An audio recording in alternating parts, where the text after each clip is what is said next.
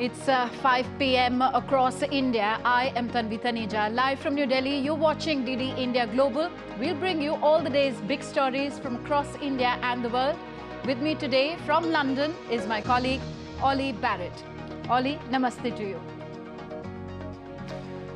Thank you, Tanvi. It is 11:30 a.m. here in London, 12:30 p.m. across Central Europe. Lots coming up in the next 30 minutes, including the latest on the crisis in the Middle East. David Cameron back round a cabinet table in London, and World Diabetes Day attempts to raise awareness. Back to you. Israeli forces offered to send in incubators to enable the evacuation of newborn babies from Gaza's main Shifa Hospital. UK Prime Minister Rishi Sunak chairs first cabinet meeting since the reshuffle. David Cameron attends meet on day one as UK Foreign Minister. The White House says President Joe Biden and Chinese President Xi Jinping will discuss strengthening communication and managing competition when they meet on the sidelines of the APEC summit tomorrow.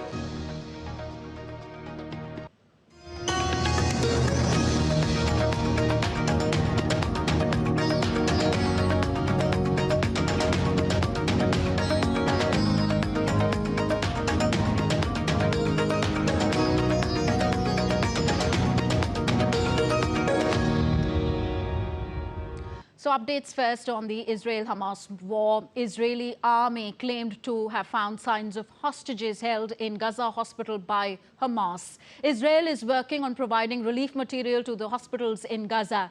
More than 12,000 people have been killed in this Middle Eastern conflict since October the 7th. It's over a month of the Israel-Hamas conflict and still no end in sight. On Monday, Israeli army released a video that it claims shows the Rantissi hospital in Gaza, which was reportedly being used to hold hostages.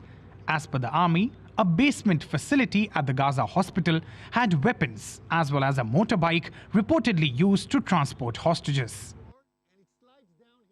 Underneath the hospital, in the basement, we found a Hamas command and control center, suicide bomb vests, grenades, AK-47 assault rifles, explosive devices, RPGs and other weapons.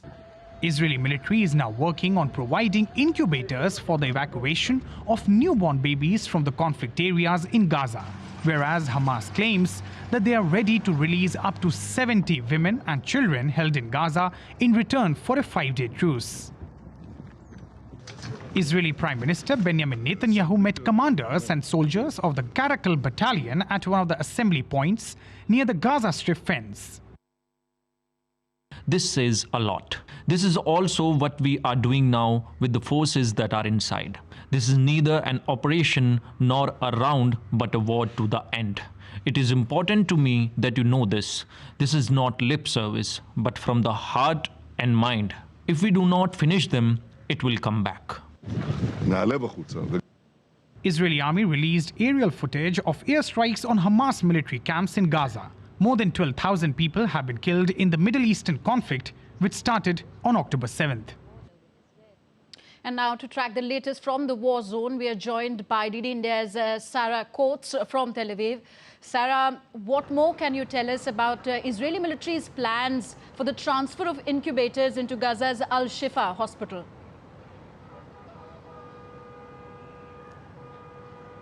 Hi there, Tanvi. Well, look, the military has just released a phone conversation between an Israeli military spokesperson and the director of the Shifa Hospital there in the Gaza Strip, saying that it shows that it's trying to provide these incubators and also oxygen supplies to these dozens of premature babies with their pictures really spread right around international media. It says it is trying to facilitate these things going into the hospital, but it needs safe passage to do so. It says it will take these in when it is safe on the ground. Now, look, this comes as a situation, according to Palestinian health officials, inside Shifa Hospital is becoming absolutely unbearable. There are reports coming in from the ground of a mass grave being dug simply because they have no other way to dispose of these dead bodies. Now, Tanvi, fighting continues to rage in the northern part of the Gaza Strip, in Gaza City. The IDF came out a few hours ago to say that it struck around 200 terrorist infrastructure targets last night. These are Hamas fighters themselves, also weapons storage facilities. Well, Hamas has released its own video showing that it has been ambushing Israeli troops with things like bazookas and rocket launchers. So look, it's certainly a very fierce fight on the ground, and we can announce in this last hour that the death toll on the Israeli side has now gone up to 47 soldiers who've been killed since this ground operation began. Tanvi.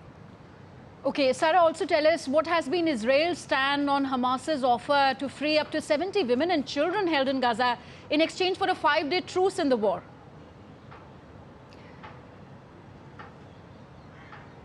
Well, look, Tanvi, this is being reported by the Washington Post. We still haven't heard any comment from Israeli officials, but there is so much pressure right now on the Netanyahu government to do anything it can to facilitate the release of at least some of these captives. We need to remember they've been held there in the Strip now for around 39 days, and their families are just growing increasingly desperate, increasingly worried, simply due to the amount of airstrikes that have been on the Strip. Now, the IDF did come out in the last hour to confirm the death of 19-year-old Noah Marciano. She was this woman that was in this Hamas video that was released late last night, a fairly graphic video on the end there. It says now they can confirm she is a fallen soldier. But in response to this other reporting on the 70 or so women and children that could be released from the Strip, we do understand that this would be in exchange for 100 or so captives, or prisoners, I should say, that are being held here in Israeli jails. They would also potentially be women and young children, teenagers. And this is being facilitated by Qatar in between Israel and Hamas. So still no word on that. But look, the Israeli Prime Minister Benjamin Netanyahu has been very steadfast in his wording, saying there will be absolutely no ceasefire unless all of these captives are released. And this is what Hamas is pushing for, a 5-day ceasefire, also unfiltered aid into the Strip, including petrol. Tanvi. Thank you. Sarah Coates joining us from Tel Aviv. On to the United Kingdom now. British Prime Minister Rishi Sunak has chaired the first cabinet meeting since the dramatic reshuffle yesterday. My colleague Ollie Barrett is in London. He gives us more on this and other stories making headlines around the world.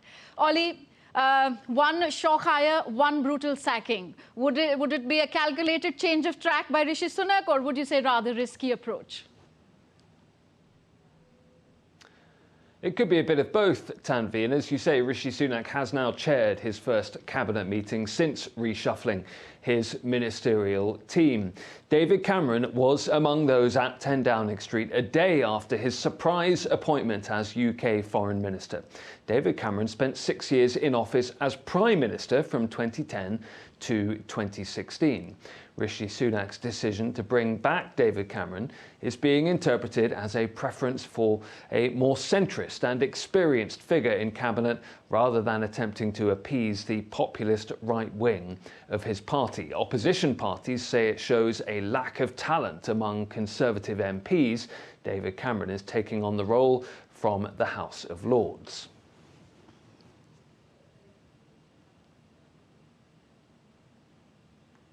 India's External Affairs Minister S. Jaishankar has met with the newly appointed UK Home Secretary James Cleverly in London after that cabinet reshuffle. Jaishankar said he appreciated James Cleverly's unwavering support, underscoring the continued strength of the strategic partnership between India and the UK. The two officials discussed the importance of mobility, skills and talent in the development of India-UK ties, as well as shared concerns on extremism, economic offences and trafficking.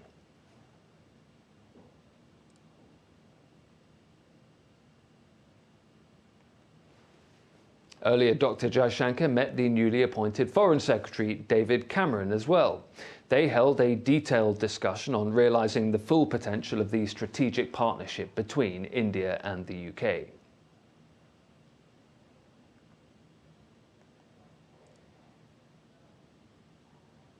Talks too with UK Defence Secretary Grant Shapps on bolstering defence and security cooperation between the two nations. Mr. Jaishankar highlighted the promising avenues for collaboration through the Make in India initiative, offering new opportunities for British partners.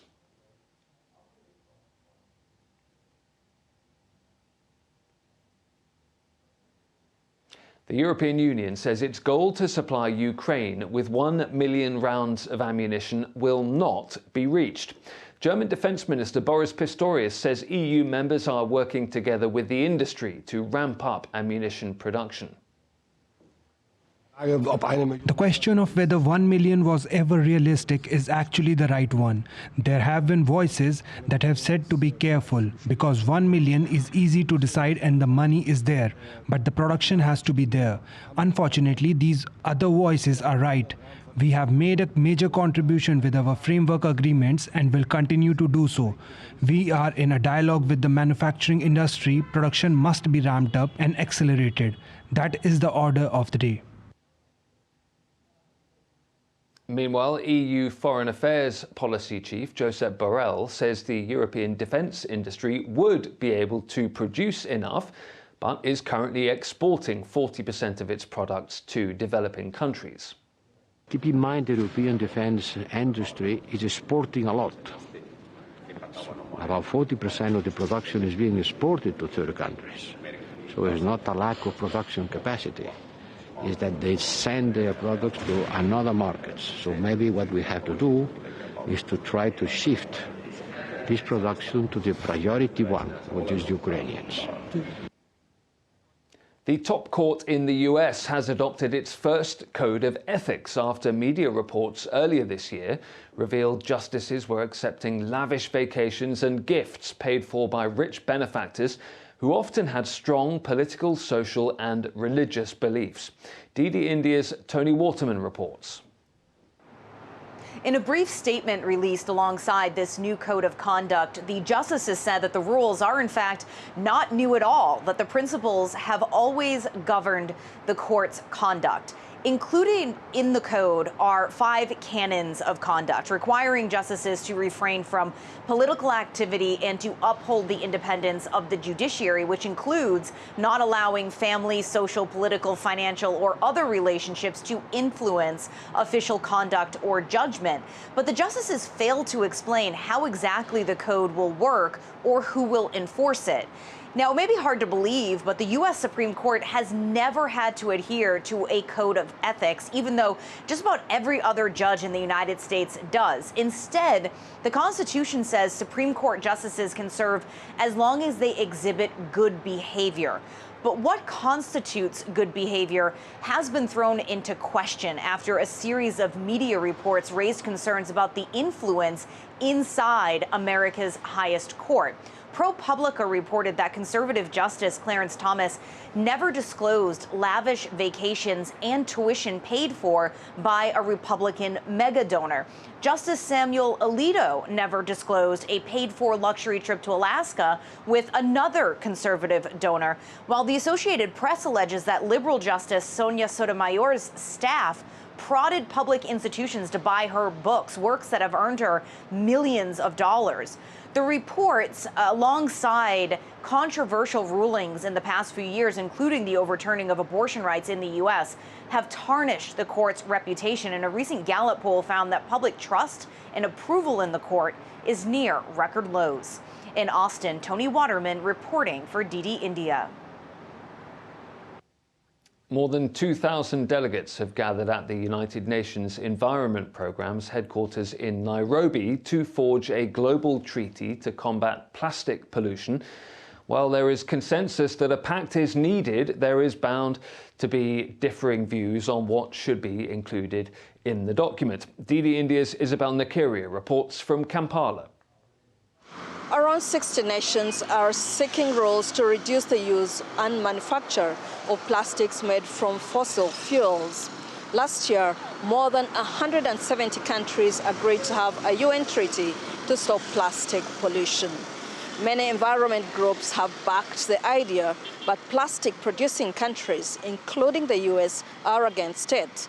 Countries like the US prefer to promote better waste management, like recycling, while less developed countries are worried the pact may affect their economies still earning from production of plastic. The negotiations are expected to be heated as nations debate on what should make up the policy. On Saturday, hundreds held a demonstration on the streets of Nairobi to rally support on cutting down the amount of plastic produced. Environment campaigners warn plastic pollution could double in the next 20 years. Only 10% of plastic is recycled, while millions of tons are dumped in the environment, including water bodies. Isabel Nakiria in Kampala, reporting for DD India. The 14th of November is World Diabetes Day. As more and more people are diagnosed with the health condition across the world, this day is used to spread awareness on diabetes prevention and treatment. DD India's Kiran Barawaj reports. 14th November is observed as World Diabetes Day. Often referred to as a lifestyle disease, diabetes is rising among masses in India and abroad. Diabetes is a disease that occurs when your blood sugar is too high, your body doesn't make enough or any insulin or doesn't use the insulin properly. 30 साल की उम्र में ही Get blood glucose tested by the age of 30. If you have risk factors like obesity and heart disease, take steps to prevent diabetes. Work on improving your lifestyle. Have regular and balanced diets. Consume more salad, vegetables and proteins. Avoid refined and processed food. Practice a minimum of 30 to 40 minutes of walking or exercise. Do exercise, swimming, yoga and dancing to burn calories. Avoid smoking and alcohol. World Diabetes Day provides an opportunity to raise awareness of diabetes as a global public health issue and what needs to be done collectively and individually for better prevention, diagnosis and management of the condition. Kiran Bharadwaj's report for DD India. As you can see, increasing international efforts underway to raise awareness of diabetes. Tanvi, back to you in the Delhi studio. Thank you very much, Ollie. Ollie Barrett joining us from London. You're watching DD India Global, still to come on the show. Foxconn's founder Terry Gao qualifies to run for Taiwan's president, vows to not let the island become the next Ukraine. And the 42nd edition of India International Trade Fair 2023 kickstarts in New Delhi.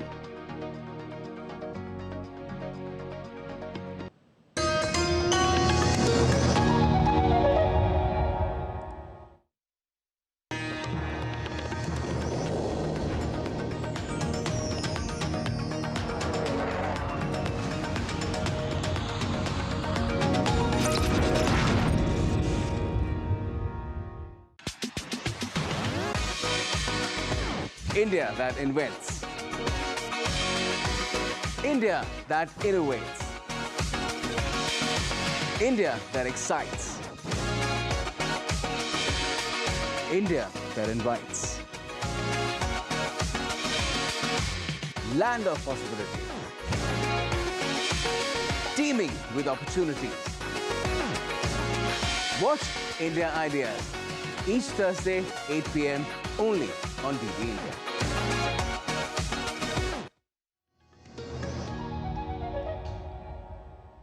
Welcome back. You're watching DD India Global. I am Tanvi Taneja. On to the United States now.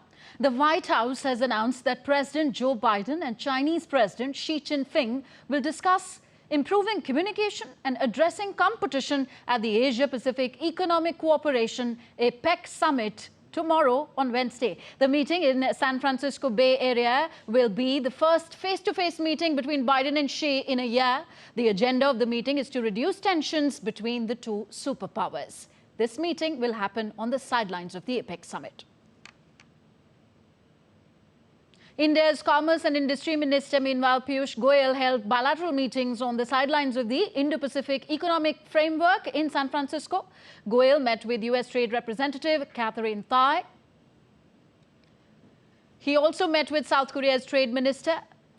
Taking to social media platform X, Goyal said that the duo explored ways to enhance cooperation across diverse sectors, along with reviewing the upgradation progress of India-South Korea Comprehensive Economic Partnership Agreement. Goyal, who is on a visit to the United States from 13th to 16th of November, has been invited to attend the Asia-Pacific Economic Cooperation Summit in San Francisco. Minister Goyal attended the Investors Roundtable hosted by the Consulate General of India in San Francisco. He said that India is an attractive investment destination for the world and that India offers promising opportunities for investors because of a unique combination of demographic dividend, manufacturing capability and a conducive business environment. US electric car maker Tesla is on its way to double imports of components from India.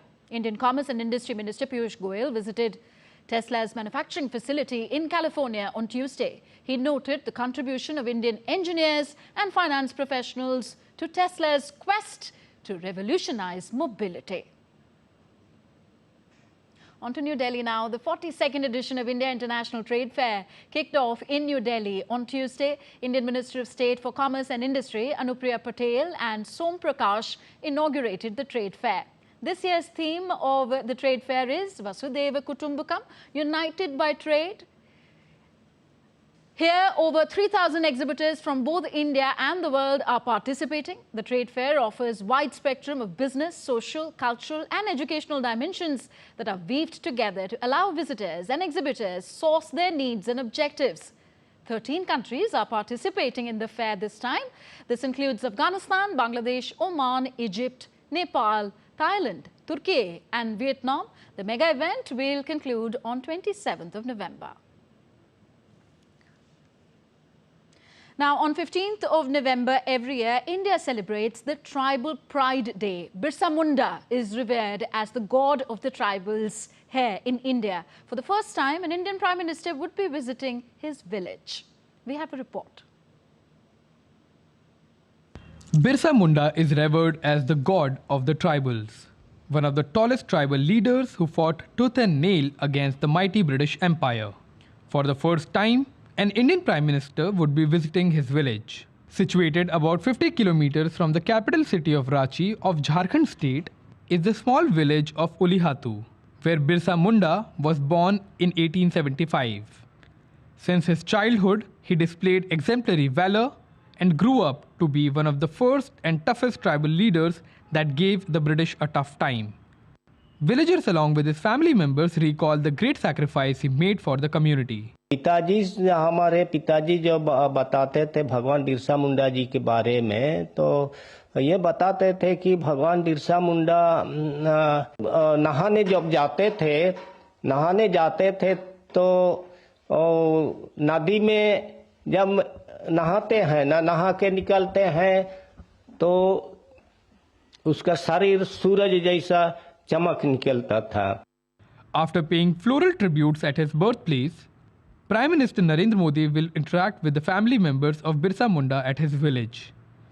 The family members are excited to meet the Prime Minister as they will have a chance to interact with him for the first time. इस बार प्रधानमंत्री बिरसा मुंडा के वंशज पर पहुंच रहे हैं. उनसे बहुत भाग्य के साथ बात करेंगे, सौभाग्य से, और उनसे भी बहुत हम लोग बात करेंगे. Marking the occasion of Janjatiya Divas or National Tribal Pride Day, Prime Minister Narendra Modi will also address a mega rally from Khunti on 15th November. Prime Minister is expected to address the mega rally where he will be talking to the tribal community of not just Jharkhand but across the country.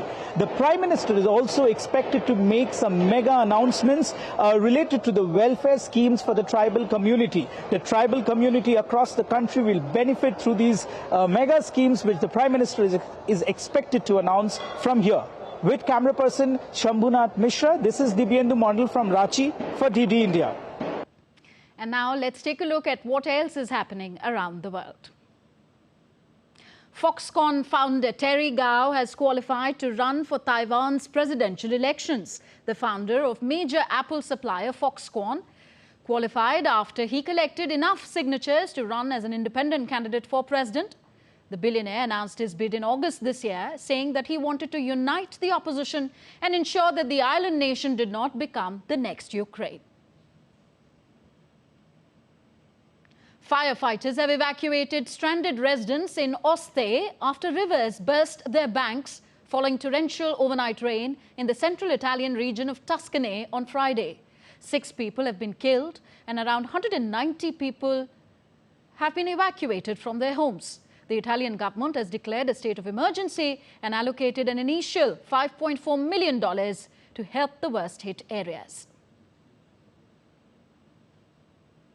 The French government and utility EDF have reached a deal on future nuclear power prices in a compromise they said would allow EDF to be profitable while shielding consumers from sharp rises in bills.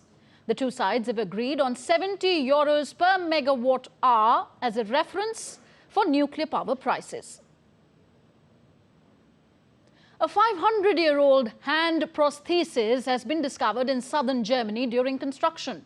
In the Bavarian town of Freising, which is close to Munich, an iron prosthetic skeleton from the Middle Ages was discovered.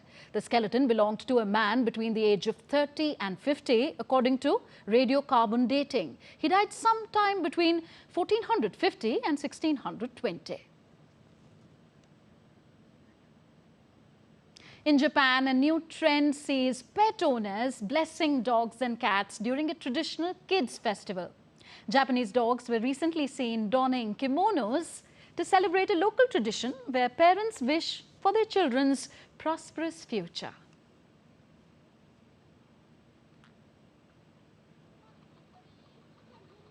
Now that's it in this edition of DD India Global. Join us for another edition of the show at 7:30 p.m. Indian Standard Time. Do let us know your thoughts on the news of the day.